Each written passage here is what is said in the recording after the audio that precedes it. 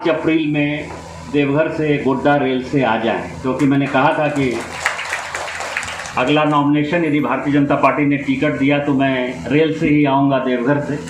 तो मुझे लगता है कि उसके 1 साल पहले ही ये रेल हो जाएगा। लेकिन जो सबसे महत्वपूर्ण था, जिस इलाके के लिए हम बात कर रहे हैं कि महागामा से रेल है, वहाँ से कहलगांव एनटीपीसी को कोयला जा रहा है और किसी पॉलिटिशियन का नज़र नहीं जा रहा है, उसको सबको अडानी दिखाई दे रहा है। अडानी जो है प्राइवेट हो गया तो बहुत खराब हो गया, और यदि एनटीपीसी भारत सरकार का है तो बहुत अच्छा है। किसी ने पूछा कि 1990 से यदि उनको कोयला ले जाने के लिए रेल लाइन बना हुआ था तो किसी नेता से किसी ने पूछा, सचिदा बाबू, कि आप क्यों नहीं रेल लाए? यदि कंपनी के आधार पर ही रेल लाइन बनता है तो एनटीपीसी फरक्का के लिए और एनटीपीसी कहलगांव के लिए कोयला जा रहा है, यहाँ से रेल लाइन बिछा हुआ है, तो गोड्डा में क्यों नहीं रेल लाइन आ गई? और वो तो बड़ा बड़ा पावर प्लांट है, 2400-2500 मेगावाट का पावर प्लांट जो है कहलगांव का है, इतना ही सुपर थर्मल पावर है।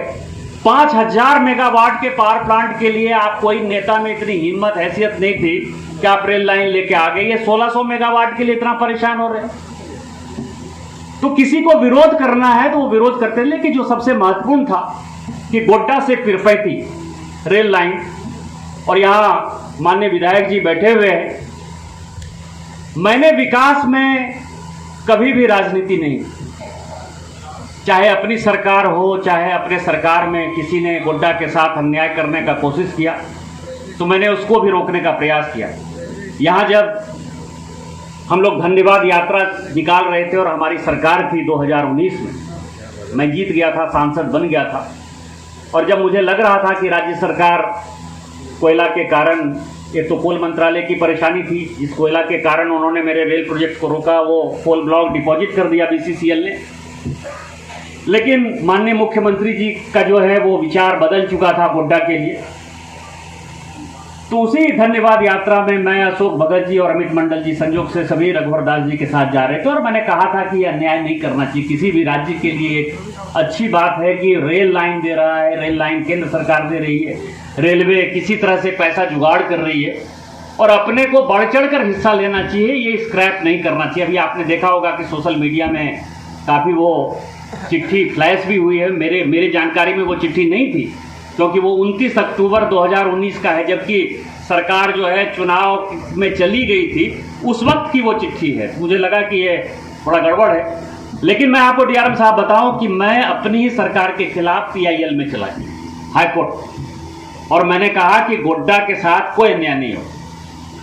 फिर मैं 8 दिसंबर 2021 को माननीय प्रधानमंत्री जी से मिला। मैंने माननीय प्रधानमंत्री जी से एक ही रिक्वेस्ट किया, आज तक मैं माननीय प्रधानमंत्री जी को ज्ञापन देने के लिए केवल एक गोड्डा पीरपैंती के लिए गया। आज तक मैंने जो कुछ भी मिला माननीय प्रधानमंत्री जी ने बिना मांगे दिया है, लेकिन इसके लिए मैं खुद से मांगने के लिए गया था, और उन्होंने मुझे कहा था कि हर हालत में गोड्डा से पीरपैंती रेल लाइन बनेगा, और माननीय प्रधानमंत्री जो कहते हैं वही करते हैं।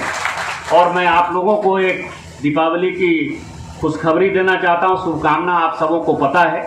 मुझे लगता है कि अगले ही वीक माननीय रेल मंत्री जी गोड्डा पीरपैंती रेल लाइन का जो है क्लियरेंस दे देंगे। उसके बाद डीआरएम साहब और रेलवे का काम होगा, और मुझे लगता है कि यदि सब कुछ ठीक ठाक रहा तो 2023 में ये रेल लाइन बनना चालू हो जाएगा। इसके लिए मैं गोड्डा वासियों की तरफ से माननीय प्रधानमंत्री जी का, माननीय रेल मंत्री जी का, और रेलवे के सारे पदाधिकारी, डीआरएम विकास चौबे साहब का, और खासकर जो जीएम अरोड़ा साहब हैं ईस्टर्न रेलवे के, उनके प्रति काफ़ी शुक्रगुजार हूँ कि इस इलाके के लिए वो हमेशा विकास कैसे होगा इसके लिए चिंतित रहते हैं। अब रही रेल की बात। रेल इस इलाके में साहबगंज रेलवे स्टेशन है। मेरे समझ से शायद 170 साल हो गया होगा साहबगंज रेलवे स्टेशन। बांका में रेलवे स्टेशन है, उसको खुले हुए भी 25 साल हो गया हो। दुमका उपराजधानी है, हमारी उपराजधानी है। गिरिडीह यहाँ रेलवे स्टेशन है आसपास में, जहाँ की लगभग 170 साल गिरिडीह रेलवे स्टेशन का भी हो गया। कोई भी ऐसी जगह नहीं है जहाँ से कि लंबी दूरी की ट्रेन चलती है या इतनी ट्रेन चलती है, दुमका से भी एक आध ट्रेन के अलावा या बांका से एक आध ट्रेन के अलावा कोई ट्रेन नहीं चलती है। कुछ तो होगा ना। यदि आज़ादी के 75 साल तक गोड्डा की जनता ने सहा है, यदि उनको कष्ट हुआ है, तो माननीय प्रधानमंत्री जी लगातार यदि ये ट्रेन दे रहे हैं तो कोई कारण तो होगा ना। इसके लिए हम लोगों को धन्यवाद देना चाहिए कि इतनी इतनी ट्रेन आ रही है। फिर कई एक लोगों को लगता है कि इतना घूम के जाना है। अरे हम एमपी हैं, एमएलए हैं, कोई काम कर रहा है। कई एक ऐसे लोग हैं जिनको कि शादी में जाना है, विवाह में जाना है, नौकरी करने जाना है, मजदूरी करने जाना है, बच्चों को पढ़ने के लिए जाना है। उनको कौन सी हड़बड़ी है? उनको तो मान लीजिए कि टाटा के लिए 1000 रुपया यदि किराया है, यदि 150-200 रुपया में वो चले जाते हैं तो उनके लिए वो बेटर है ना। और जिनको कोई रेलवे, या मैं तो ये नहीं कह रहा हूं कि आप इसमें जबरदस्ती बैठ जाइए, ये आपकी सुविधा है, आप इस सुविधा का उपयोग करना चाहते हैं। कई एक लोग से हैं, हाँ 20 घंटा में चले जाइए। अरे आज क्या था तुम्हारे पास? गरीबों के लिए क्या था? ये रेल जो है आज भी अमीरों का साधन नहीं है, ये गरीबों का साधन है। जो विद्यार्थी हैं, जो काम करने वाले मजदूर हैं, जो यहाँ सब्जी बेचने वाले हैं, जो दूध बेचने वाले हैं, जिनको अपने नातेदारी रिश्तेदारी में जाना है। और मैं तो अपनी विधायक है महागामा की दीपिका जी, उनसे पहली बार मैं टाटा में ही मिला था, तो मुझे किसी दिन मिलना होगा तो शायद इसी ट्रेन से जाऊंगा। और यहाँ के जो पोड़ैया हाट के विधायक हैं, उनका तो ससुराल है, तो मुझे तो सब कुछ देखना पड़ता है। और अमित जी तो यहीं के हैं, लेकिन अमित जी का घर भागलपुर में है, मेरा भी घर भागलपुर है, तो भागलपुर से भी तो जाना आना होता है। तो ये रास्ता यदि मिल गया, और मैं आपको एक नई जानकारी दे दूं कि ये ट्रेन जो है बेसिकली भागलपुर से टाटा के लिए फाइनल है। लेकिन रेल मंत्री जी का बड़ा आसान है गोड्डा के लोगों पर कि भागलपुर टाटा ट्रेन को एक्सटेंड कर दिया गया। यही कारण नहीं है कि ये भागलपुर क्यों जा रही है, ये मैं आपको एक एडिशनल जानकारी दे रहा हूं। दूसरा, मैं रेल मंत्री, रेल मंत्रालय का आभारी हूं कि रामपुर हाट के बंगाल से ट्रेन को खींच के लाना, रामपुर हाट सियालदह जो डेली एक्सप्रेस है, जो यहाँ आम गांव गरीब किसान मजदूर महिला के लिए होगा, वो 12 नवंबर को उसका फिर से हम लोग उद्घाटन करेंगे। यही टीम होगी, डीआरएम साहब आपको फिर से बधाई कि वो करेंगे। और 10 दिसंबर को पटना के लिए ट्रेन का जो है हम लोग यहाँ से उद्घाटन करेंगे। तो टोटल मुझे लगता है कि 10 ट्रेन यहाँ से खुल जाएगी। यहाँ की और भी कई एक सुविधाएं हैं जो कि नए डीआरएम आए हैं, काफ़ी कर्मठ हैं, काम करने वाले हैं। मेरी इनसे पहली मुलाकात है, लेकिन जो कुछ भी मैंने रेलवे में इनके बारे में सुना है कि ये नो नॉनसेंस आदमी हैं, काम करने वाले आदमी हैं, काम कैसे होना है वो काम करते हैं। ये बाबा बैद्यनाथ की भूमि है, कर्ण की भूमि है, अंग की भूमि है।